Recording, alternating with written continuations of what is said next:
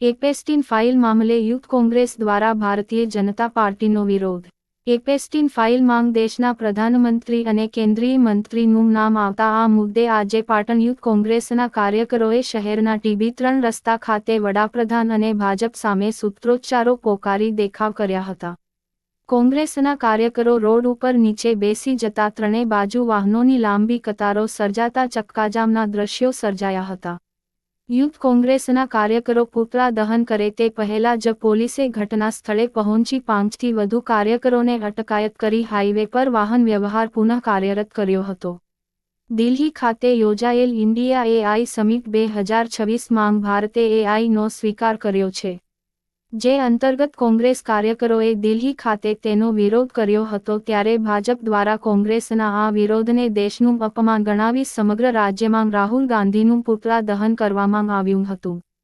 ત્યારે એપેસ્ટીન ફાઇલ માંગ દેશના પ્રધાનમંત્રીનું અને દેશના કેન્દ્રીય મંત્રીનું નામ આવતા આજે પાટણ જિલ્લા યુથ કોંગ્રેસના કાર્યકરોએ શહેરના TB3 રસ્તા પર એકત્ર થઈ પ્રધાનમંત્રી નરેન્દ્ર મોદી અને ભાજપ સામે સૂત્રોચ્ચારો પોકારી દેખાવો કર્યા હતા। યુથ કોંગ્રેસના કાર્યકરો રોડ ઉપર બેસી જતા હાઈવે પર ટ્રાફિક જામ થવા પામ્યો હતો, તો આ ઘટનાને પગલે પોલીસ તાકીદે દોડી આવતા કાર્યકરો અને પોલીસ વચ્ચે ઘર્ષણ થયું હતું। કોંગ્રેસ કાર્યકરો પુતળા દહન કરે તે પહેલા જ તેઓની અટકાયત કરાતા કાર્યકરોમાં ભારે રોષ જોવા મળ્યો હતો। યુથ કોંગ્રેસના પ્રમુખે જણાવ્યું હતું કે સમગ્ર રાજ્યમાં ભાજપ દ્વારા રાહુલ ગાંધીનું પુતળા દહન કરવામાં આવ્યું, તેમ છતાં આજ દિન સુધી ભાજપના કાર્યકરો સામે એક પણ ફરિયાદ નોંધવામાં આવી હતી। જ્યારે કોંગ્રેસના કાર્યકરો દ્વારા કોઈપણ કાર્યક્રમો આપવામાં આવે છે ત્યારે પોલીસ કાર્યકરોની અટકાયત કરે છે, માટે પોલીસની આ બેવડી નીતિ સામે આગામી સમયમાં ઉગ્ર આંદોલન કરવામાં આવશે તેવી પણ ચીમકી ઉચ્ચારી હતી। सरकार हमसे डरती है, पुलिस को आगे करती है, भाजपा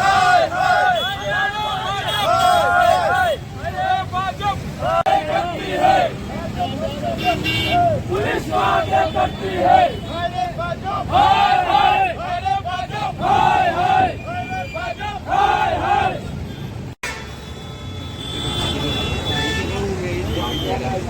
मोदी तेरी तानाशाही नहीं चलेगी, नहीं चलेगी। अरे मोदी हाय हाय, अरे बलात्कारी हाय हाय, अरे बलात्कारी हाय हाय, अरे बलात्कारी हाय हाय।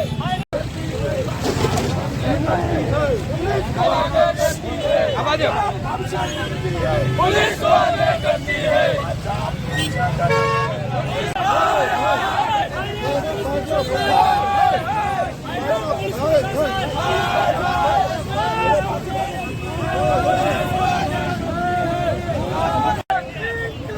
जिंदाबाद। मोदी हमसे डरता है, पुलिस को आगे करता है।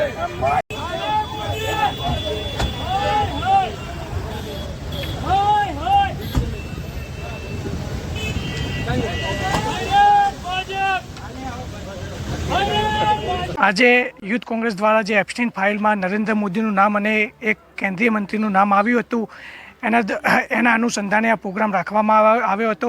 જે AI સમિતિની અંદર જે ભાજપ દ્વારા જે ખોખલી વાતો કરવામાં આવતી હતી અને ચાઇનાથી પ્રોડક્ટ લાવીને જે દેશની અંદર એક દેશની અંદર અંધાધૂત કરવામાં આવ્યો હતો, જેથી કરીને યુથ કોંગ્રેસના અમારા સાથીઓને તે લોકોએ ગેરસમજથી એમને જેલમાં પૂરવામાં આવ્યા હતા। તેના અનુસંધાને એક યુથ કોંગ્રેસ દ્વારા પ્રોગ્રામ રાખવામાં આવ્યો હતો અને એટલે જેનું વિરોધ પ્રદર્શન કરી અને જે બેવડી નીતિ ભાજપ દ્વારા જે અમારા વિરોધ પક્ષના નેતા રાહુલ ગાંધીનું જે આખા ગુજરાતની અંદર પૂતળું બાળવામાં આવે છે, ત્યારે તેમની ઉપર FIR કરવામાં નથી આવતી અને જ્યારે અમે યુથ કોંગ્રેસ અને અમારે કોંગ્રેસ સમિતિ દ્વારા જ્યારે પ્રોગ્રામ કરવામાં આવે છે ત્યારે અમને ડિટેન કરીને પોલીસ સ્ટેશને મૂકવામાં આવે છે। જો આવું બેવડું વલણ કરવામાં આવશે તો આવતા દિવસોની અંદર યુથ કોંગ્રેસ અને કોંગ્રેસ દ્વારા અમે મોટામાં મોટો